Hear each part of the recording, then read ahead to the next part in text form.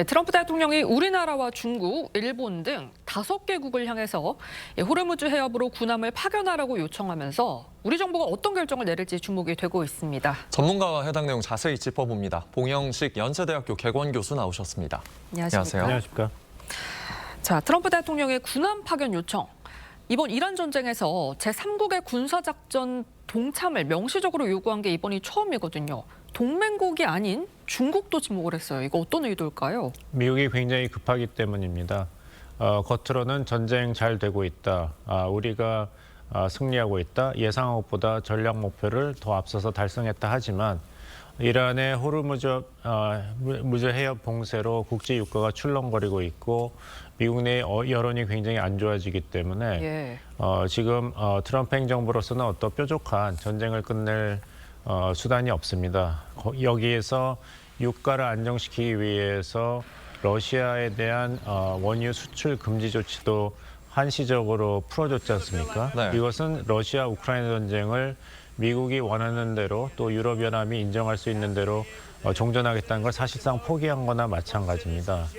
그리고 상황이 계속 악화되고 있기 때문에 중국을 포함해서 또 영국을 포함해서 우리는 승리하고 있으니까 영국에 도움이 없다고 얘기한 마당에 영국을 포함해서 5개국부터 너희들이 호르무즈 해협을 통해서 원유 물동량이 제일 많은 나라니까 군사적인 항선 호위도 책임을 지라고 메시지를 냈는데 아직 공식적인 요청은 아니기 때문에 우리 정부는 모든 경우의 수를 놓고 여러 가지 시나리오를 점검하는 것이 중요한 첫걸음이라고 생각합니다. 네, 조금 전 말씀하신 대로 이 트럼프 대통령의 요구가 우리 측에 공식적으로 전달된 건 아니지만 사실 우리 입장에선 고심이 굉장히 깊어질 수밖에 없을 것 같습니다.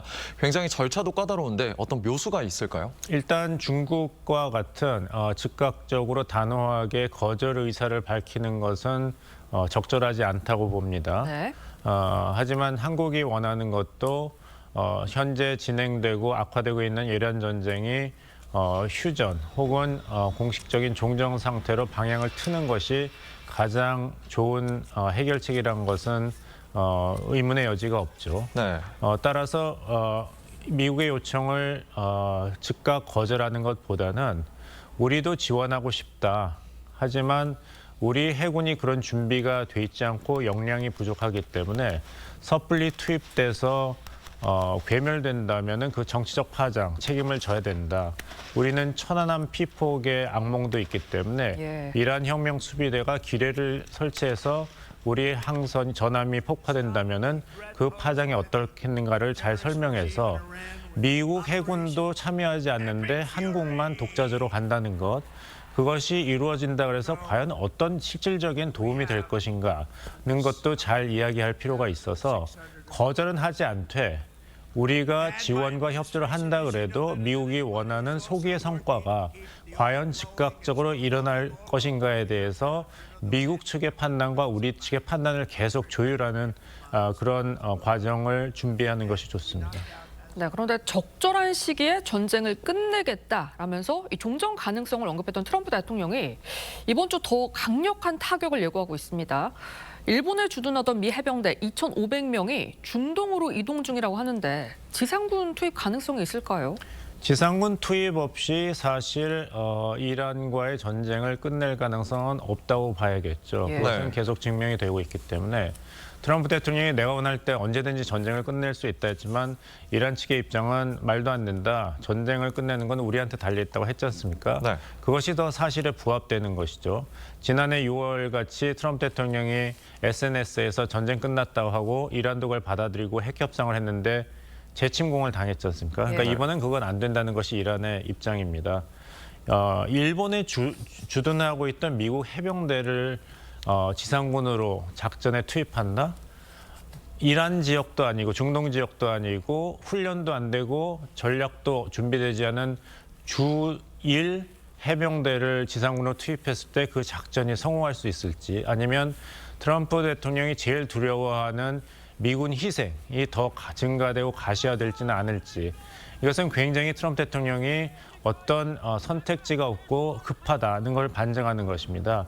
지금 행방이 묘연한 이란의 농축 우라늄 60% 순도 450kg을 미국의 이제 특수부대가 찾아서 그걸 획득한다면은 전쟁을 끝낼 명분이 생기겠죠. 네. 아니면은 이번에 폭격을 한 이란의 대표 원유 수출 터미널인 그 섬에 대해서 그 점령을 한다면은 그것도 전쟁을 끝낼 승리를 선언할 어떤 소기의 성과가 되겠지만 그 작전이 만약 실패한다면은 트럼프 행정부가 잘못된 전쟁을 무리해서 시작했고 무리해서 악화시켰다는 국내 여론의 비판은 더 증가될 것이기 때문에 다시 말씀드립니다만은 트럼프 대통령의 언사는 계속 잘 되고 있다고 하고 있지만 사실상 이것은 이란의 버티기 작전이 계속 효과를 발휘하고 있는 상태다 말씀드리겠습니다. 예. 네, 중동 지역 긴장감이 최고조로 향하면서 유가도 치솟고 있습니다. 과연 언제쯤 전쟁이 끝날지 주목되는데요. 트럼프 대통령의 발언 들어보시죠. The situation in Iran is going very well. Well, I think your gas prices, as soon as that's over, are going to come tumbling down. Mr. President, when will the Navy start escorting tankers to the Straits of It'll Hormuz? happen How soon. long now do you think the war is likely to last? I can't tell you that. I mean, I have my own idea, but what good does it do? 지금 뭐 미국도 이란도 전쟁을 멈출 기미가 보이지 않고 있거든요. 종전은 언제쯤이 될 거라고 예상하시나요? 일단 이번 주는 힘들 것이라고 말씀드려야 될 것 같습니다. 안타깝습니다. 왜냐하면은 이란발 언론 보도에 따르면은 트럼프 대통령은 전쟁을 끝내고 싶어하지만 이란의 네타냐후 정권은 이번이 유일한 기회다. 이란의 위협을 근본적으로 제거할 수 있는 유일한 기회이기 때문에 여기서 맞추면 안 된다고 해요. 그래서 트럼프 대통령도 지난번 기자회견 때 아주 흥미로운 이야기를 했지 않습니까? 이스라엘과 우리가 전쟁 스케줄에서 약간 차이가 있다. 그리고 이란 내 여론은 트럼프 행정부가 이란 정부에게 일주일을 줬다고 합니다. 우리가 지상군 투입은 어려우니까 대신에 이스라엘이 대대적인 공습을 강화를 앞으로 일주일 동안 해서 이란 국민들이 거리로 나와서 정권을 교체해서 이란 전쟁이 끝나고 안정화되는 것을 책임져라 그랬다고 해요. 그다음에 흥미롭게도 네타냐후 총리가 대국민 연설에서 전쟁 목표에 약간 수정이 있다고 얘기했습니다. 예. 그렇다면은 앞으로 일주일 동안은 더 격전 이 될 것으로 예상하고 휴전 종전 협상의 시작은 그 이후로 봐야겠죠. 예. 네, 그런데 트럼프 대통령이 김민석 총리에게 북미 대화 재개에 관심을 보였는데 반면에 북한은 어제 동해상으로 탄도미사일을 발사한 것으로 알려졌습니다. 과연 북미 대화 협상이 좀 이루어질 수 있다고 보시는지. 두 가지 상반된 전망이 있습니다. 하나는 우리 국정원에서 얘기한 것은 어렵다. 왜냐하면 이란 전쟁으로 김정은 정권이 핵 무력은 꼭 가져야 되겠다. 그리고 미국의 이런 무력 침공에 두려움이 생겼기 때문에 안 할 것이다. 또 다른 의견은 핵 협상을 제대로 하지 않으면 제2의 이란 참수작전의 대상이 될 수 있고 또 트럼프 대통령이 지금 어떤 업적을 빨리 올려야 되기 때문에 이번이 북미 대화를 재개할 좋은 기회라고 김정은 정권이 생각할 수 있다는 그런 전망도 있습니다. 네. 하지만 양쪽 전망을 다 고려하면서 일단 해야 될 일, 한미연합훈련에 대한 항의는 해야 되니까 이런 식으로 북한이 만만치 않다. 그리고 우리의 군사력이 막강하다는 것을 보여주는 행동은 계속하고 있는 것으로 보입니다. 네, 격화하는 중동 정세 봉영식 연세대학교 개관 교수와 짚어봤습니다. 감사합니다. 감사합니다.